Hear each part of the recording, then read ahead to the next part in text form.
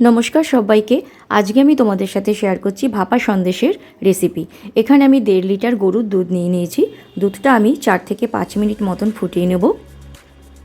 দুধটা ভালোভাবে ফুটে গেছে।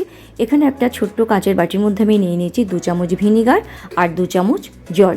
এবারে আমি এটা দুধের মধ্যে দিয়ে ছানাটা আমি কেটে নিচ্ছি।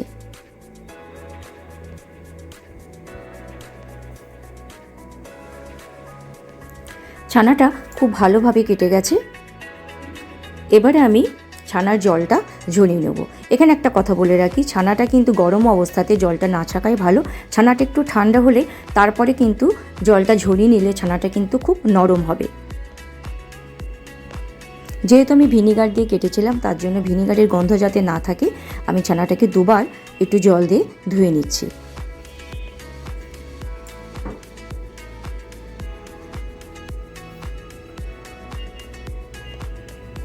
ছানাটা দুবার জল দিয়ে ধুয়ে নেওয়ার পরে একটা কাপড়ের মধ্যে নিয়ে আমি একটা ভাঁড় চাপা দিয়ে ছানার জলটাকে কিন্তু একদম ঝরিয়ে নেব।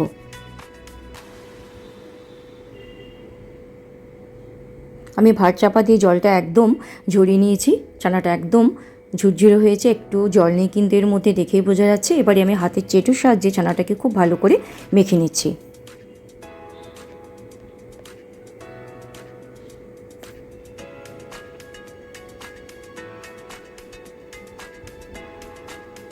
এবারে এর মধ্যে দিয়ে দিচ্ছি 2 চামচ চিনি। এটা আমি দিয়ে দিচ্ছি ক্ষীর। এটা আমি আগে থেকেই দুধ জাল দিয়ে একটু ক্ষীর বানিয়ে রেখেছিলাম, সেটা এবার দিয়ে দিচ্ছি।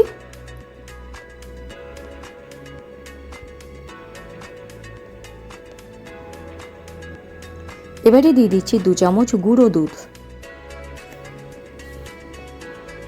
সব কিছু একসঙ্গে খুব ভালো করে মেখে নিচ্ছি।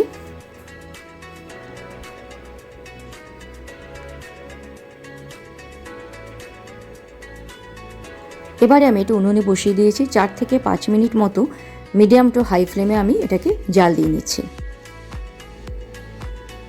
এর মধ্যে দিয়ে দিচ্ছি 1 চামচ ঘি, সামান্য একটু নেড়ে নিচ্ছি। এবারে দিয়ে দিচ্ছি ছোট এলাচের গুঁড়ো, আর একদম শেষে আমি দিয়ে দিচ্ছি সামান্য একটু গোলাপ জল। সব কিছু খুব ভালো করে নেড়ে মিশিয়ে নিলাম। এবার আমি উনুনটা অফ করে দিলাম। এখানে নিয়ে নিচ্ছি একটা কেক মোল্ড, ওর মধ্যে আমি একটু ঘি ব্রাশ করে নিচ্ছি। ছানার মিশ্রণটা এবার দিয়ে দিচ্ছি।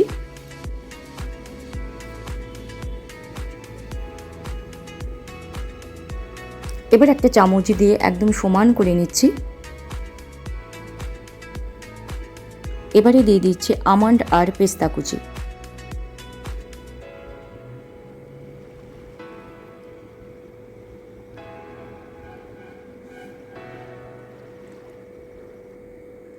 এবারে একটা চামচ দিয়ে আমন্ড আর পেস্তা কুচি একটু সেট করে নিচ্ছি। একটু চেপে চেপে এভাবে দিতে হবে। এবারে এখানে একটা কড়াই নিয়ে নিয়েছি জল। এবারে বাটিটা আমি বসিয়ে দিলাম জলের উপরে। এবারে আমি মিডিয়াম টু হাই ফ্লেমে 4 মিনিট মতো এটাকে আমি ভাপিয়ে নেব।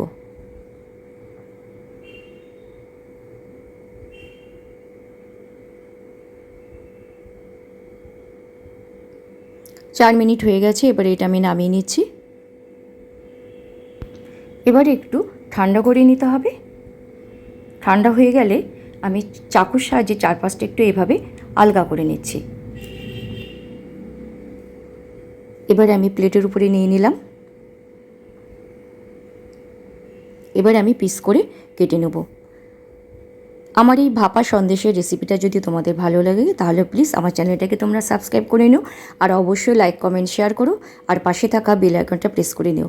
তাহলে আমার চ্যানেলের নতুন রান্নার আপডেটগুলো সবার আগে তোমাদের কাছে পৌঁছাবে। সবাই খুব ভালো থেকো। আজকের ভিডিও এই পর্যন্তই।